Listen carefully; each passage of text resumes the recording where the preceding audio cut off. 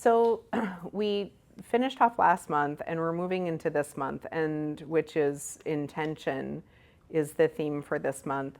And it's funny, I have a theme that I work from and I try to kind of guide things that way, but I don't really know what I'm going to teach from week to week. I know that it's not like I go and write a whole big giant thing out and then I have this whole curriculum that I go by, and I don't mean to disappoint anybody, but that's like I really try to just be in the moment of whatever I feel is important to talk about.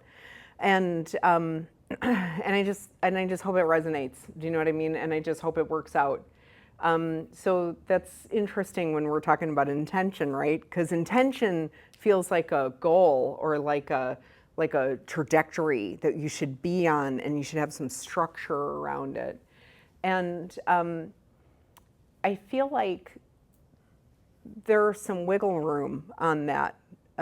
We have our goals, and so I'm listening to this book right now, which is great, and it kind of breaks down like the difference between an intention and a goal.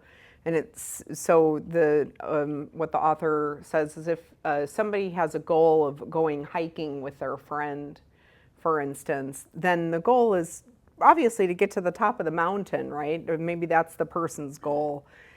And but if they're so focused on the goal, they're not going to have fun with their friend, right? Because everything is going to be about that goal. And I've been that way in the past.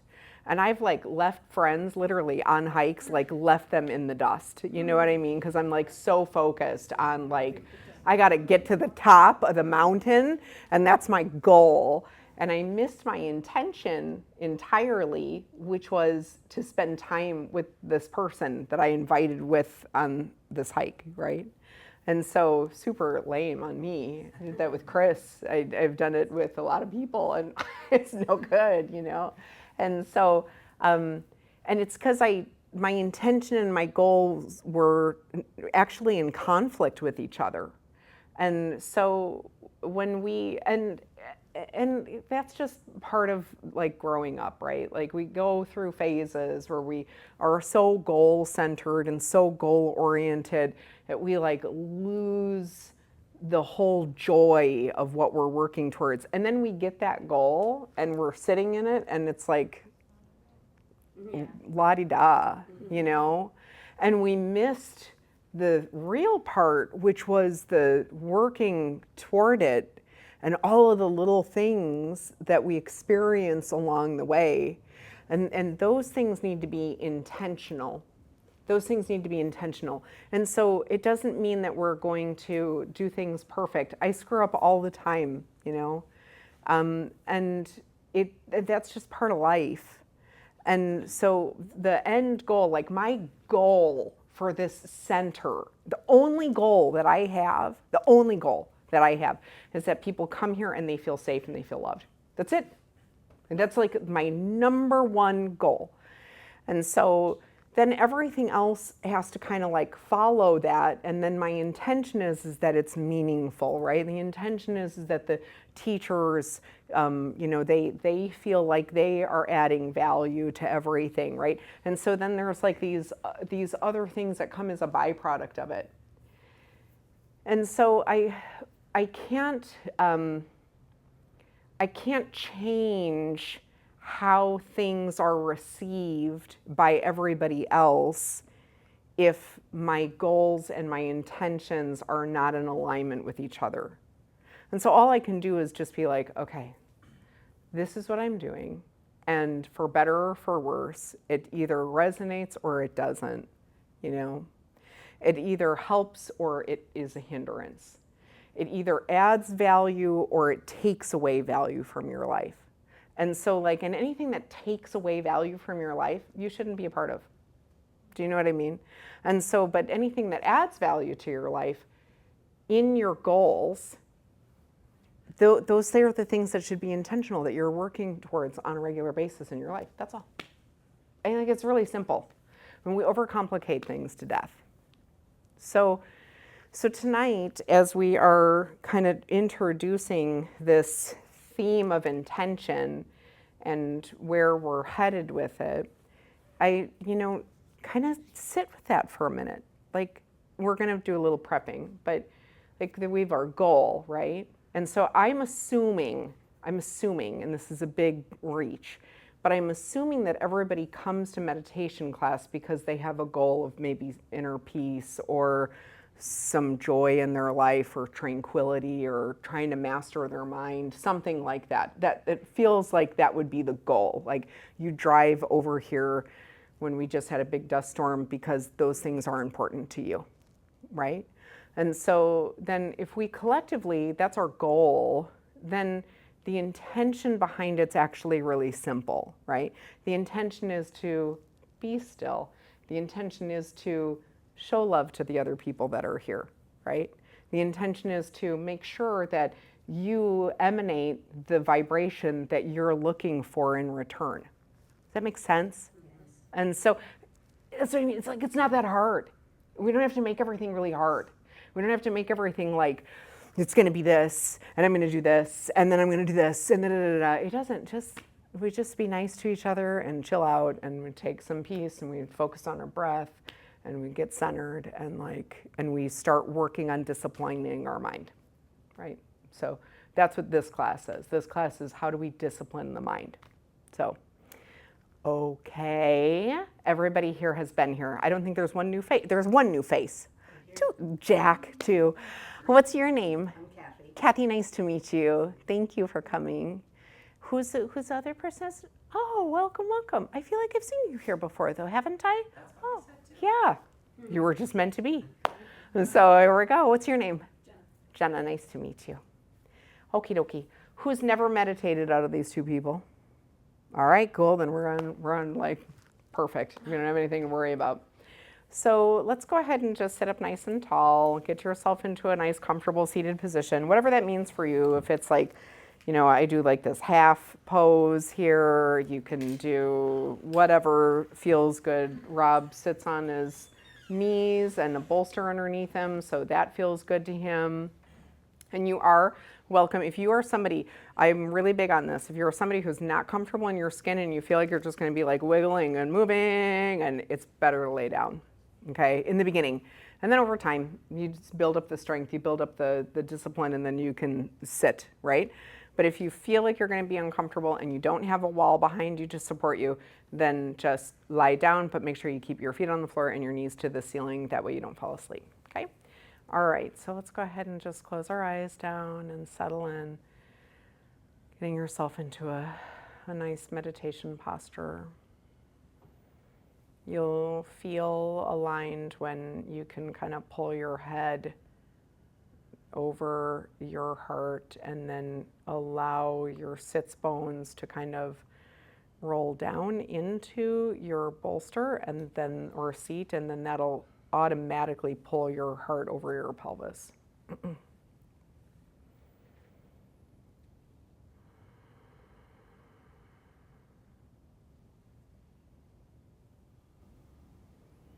So you can have your palms face up. It's warm in here, so sometimes it's nice, to have that airflow kind of go around your body as opposed to holding your hands in close in your lap. It creates more heat. So either one that feels good for you.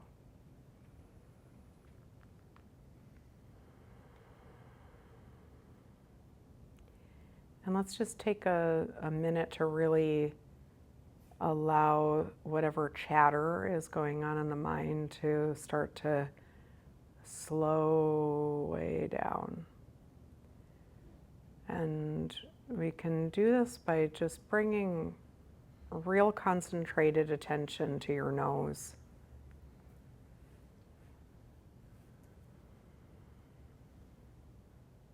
And you can feel that air coming in and out. You can feel the cold air coming in, the warm air going out.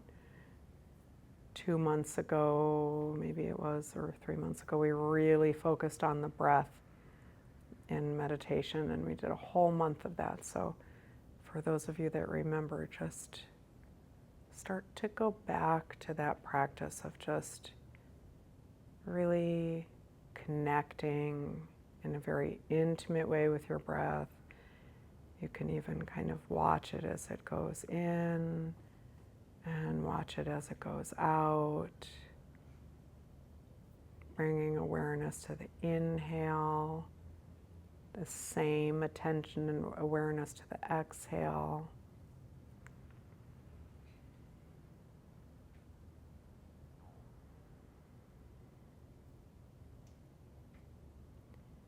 And as you're with your breath right now, it's a good idea to check in with your jaw and your tongue.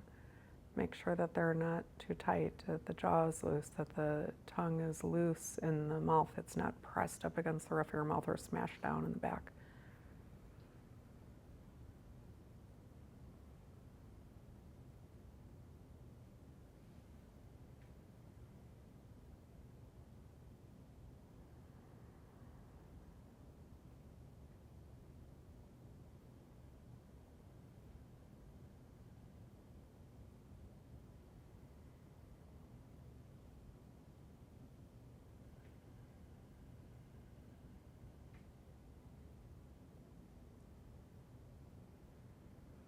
And if you get distracted, it's okay. Just the goal is to come back to the breath. I get distracted and I float away for a minute, and I'm going to go back to my breath. And doing it in a loving way with yourself.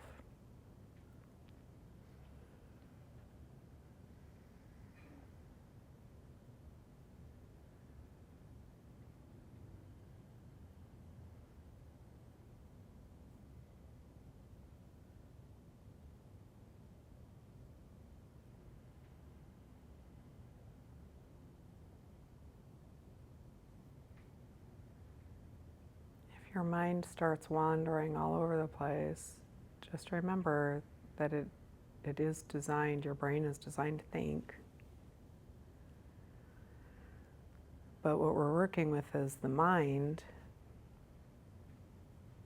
And this is where we start dialing in further with the intention of being with the breath.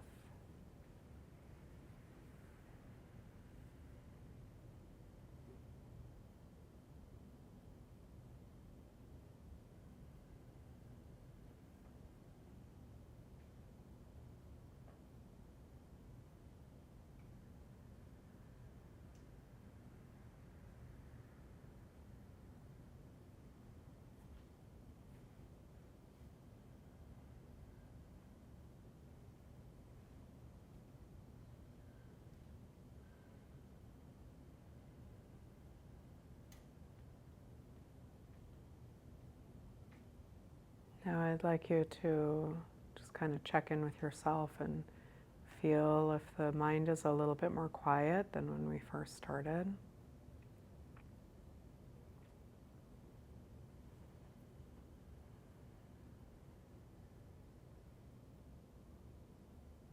It's okay to check in with yourself and see where you're at and where you can improve a little bit.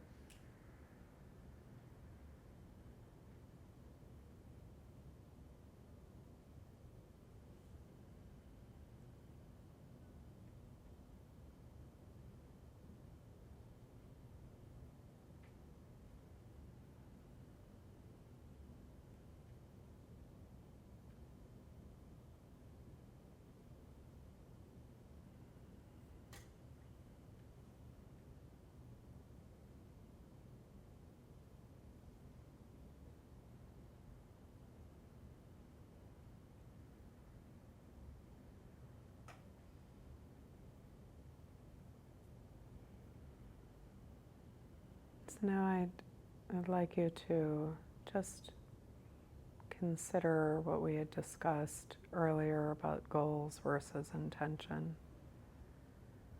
And we're going to put a goal out in front of ourselves really quickly of a more disciplined mind. And that our mind is going to be something that we get to control, that we get to be in power over instead of the other way around.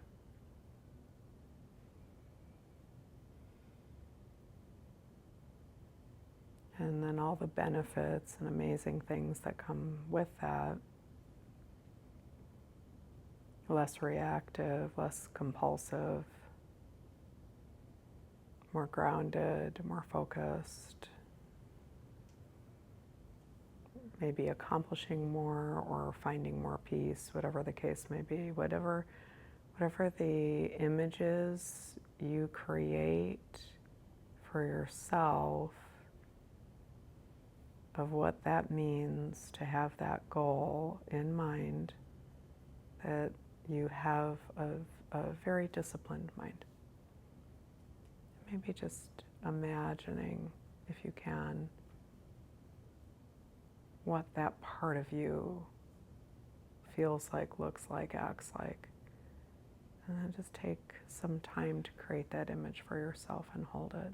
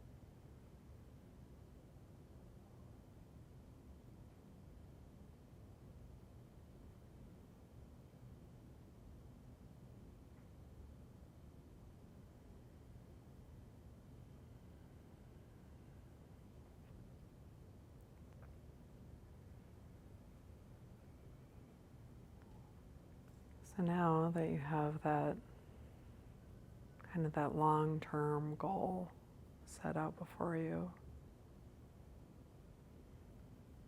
we can sit with the intentional acts, the intention driving towards that.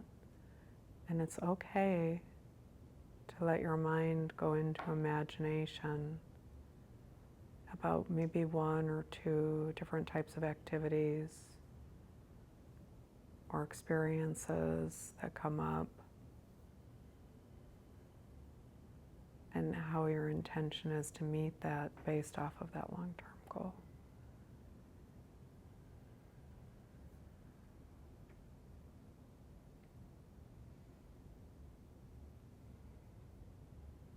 So perhaps if it's a coworker that you don't get along with, you can see yourself being loving and peaceful with them, because that's your intention as a disciplined mind. Or maybe you have a practice that you feel like would assist you more in this, and you can see yourself doing that practice. And again, all roads leading to that more disciplined mind. And then when you get that moment, just hold the image of yourself in that.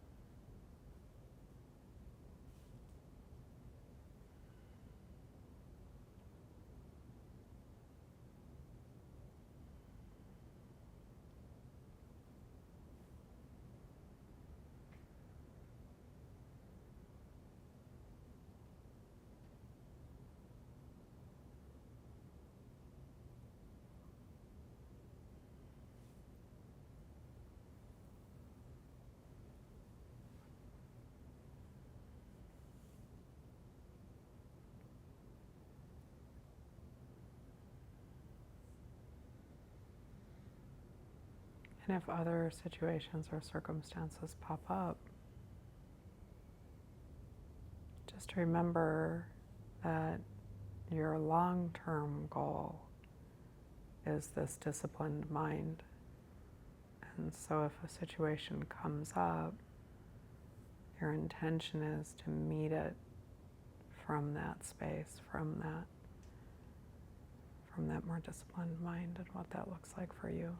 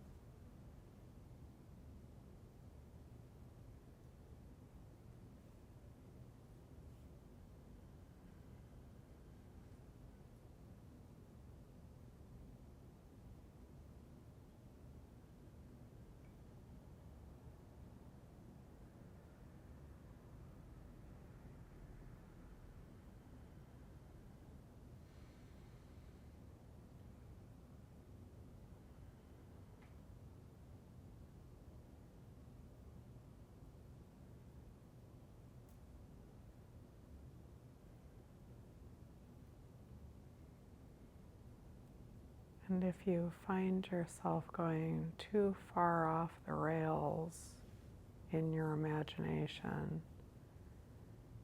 and you notice that, the best thing to do is to just go back to your breath and then start over. And that's okay.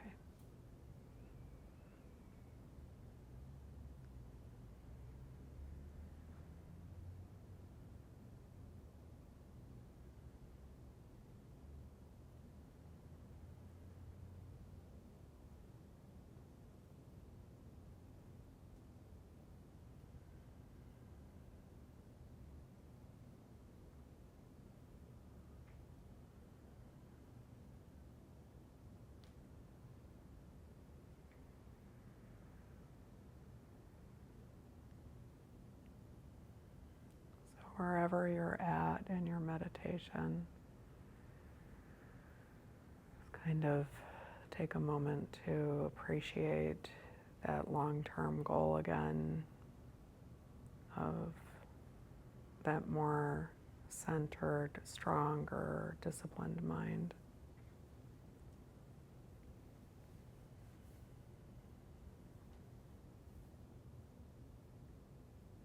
And making a commitment to yourself now that your intention is in each moment of your life to work toward that in a loving way towards yourself, in a loving way towards yourself and others.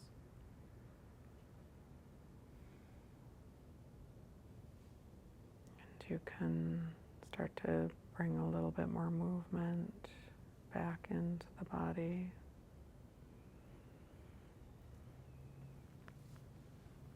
And when you're ready, you can open up your eyes.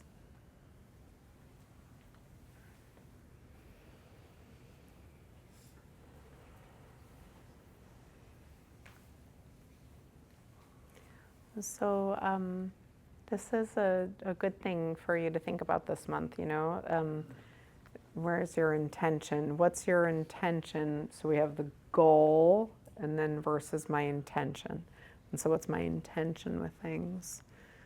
We are going to go see our number 2 grandbaby this week, and so our goal obviously is to make it there safely and then go and play with these little babies, right? And that'll be so fun. But there's a whole bunch of other stuff that's going to happen in there, you know, and we have the airplane ride, we have to go rent our car, we have to get into our Airbnb, we have, you know, my stepson and his wife and like the whole dynamic of that, and my best friend lives up there. Is like, there's a lot, you know. So the goal is to spend time with those kids. But the intention is for us to have just a really beautiful time and enjoy each moment, each interaction, each thing that comes up, so that we can just, feel this like level of love and peace that we have for all those people that are up there. So, and that we come back fulfilled, we come back filled up, right? Our cup is full from that. So, anyway, so just kind of play with this. I said this today in Yoga Nidra. So a million years ago, Tony Robbins, he had that like whole personal power thing. You buy all the CDs, and of course I got that. And one of the things that he talks about in there, which always stuck with me, was he talked about like being intentional in each thing that you do, even if you're going to go hang out at a friend's house. And like, what is it that you're trying to get out of being with your friend? If you're just hanging out, and then like your time may be a little bit like not as good as if you have this powerful, like, I'm going there to feel fulfilled and uplifted, and I'm going to engage in some meaning, but I'm going to learn something about my friend that I never knew before. Like if something, anything extra, it's like your time will be so much more meaningful. And I think that that's like a really good practice for everything that we do in this life, Everybody hears me talk about this all the time, but I love shopping at Trader Joe's. I love it because they're so nice. And I tell them, like every third time I'm there, please don't ever stop being like this. Please don't ever stop bagging my groceries. Please don't ever like ask me what I need and then run and go get it for me. Like, please don't ever stop being like that, because I go to Trader Joe's and I feel like a happier person. Do you know what I mean? Like, I'm happier because I went there. I don't even care, because like they leave and they've even asked me like, do you need help out to your car? I'm like, one of these days I'm going to take you up on that. Yeah. Just so I can have that experience, because I bet it's really good. And so their intention is to have a business that people feel like that. Do you know what I mean? And then it spreads through all their employees. And Trader Joe's is actually a company that people really like to work for and like stay working for them forever. And it's because it's like they're so kind to their employees and they treat them so well. So that says something, And so that's like, I just kind of play with this all week. Like, what's my intention with this? What's my intention with my kids? And we all get short-tempered and we all lose our crap. That's just life. It just is. We're not perfect. We will make mistakes. We will hurt people's feelings. We will be a jerk. It just happens. Okay? And it's okay. It's okay. You just, course correct. I'm sorry. I love you. What do you say, Rob? I love you. I forgive you. Goodbye. So that's actually not it, but that's not the correct mantra, but that's Rob's, and it seems to work for him, so he's okay. But I'm sorry, please forgive me. Thank you, I love you. Okay, that's the better way. So this Friday we have Christina Rich's archetypal dance, and the theme for it is the Tower.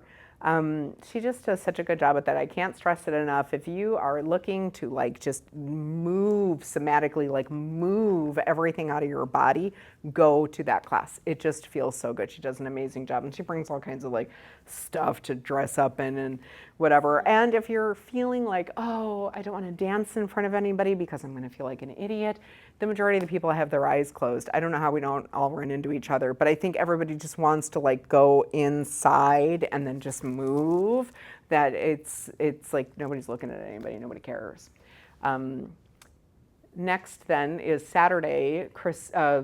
Carlin has a bone health course for Iyengar yoga. So if you know anybody who has any kind of like beginnings of osteoporosis, even if you don't have that and you just want to know like more about bone health, it's a really, really important class to go to. And I'm super bummed that I'm not going to be here because I love her workshops. She's so detail oriented on how she does things, and you will be able to take those practices home with you and then do more with that. And then later on in the month we have a who's gone to kirtan? Okay, so then We have a Kundalini Kirtani type of a vibe that's going to be a mixed thing that's coming up. I think you grab a calendar on your way out. I feel like it's the 14th. I could be wrong on the date, but whatever, it's a Sunday.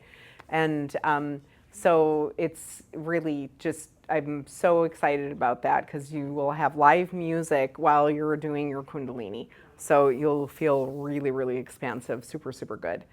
And then Quentin has a self-hypnosis course at the end of the month. And self-hypnosis is a really, really powerful tool to help you kind of like start to, when we talk about this disciplined mind that we're all working towards, if you have a way to kind of like go underneath into your subconscious and start to hack your system a little bit, you can start to do really good things for yourself, you know, overcoming different obstacles, breaking bad patterns, you know, all of these different things. And by learning these techniques of how to incorporate self-hypnosis into a practice for yourself to really start to change your mind.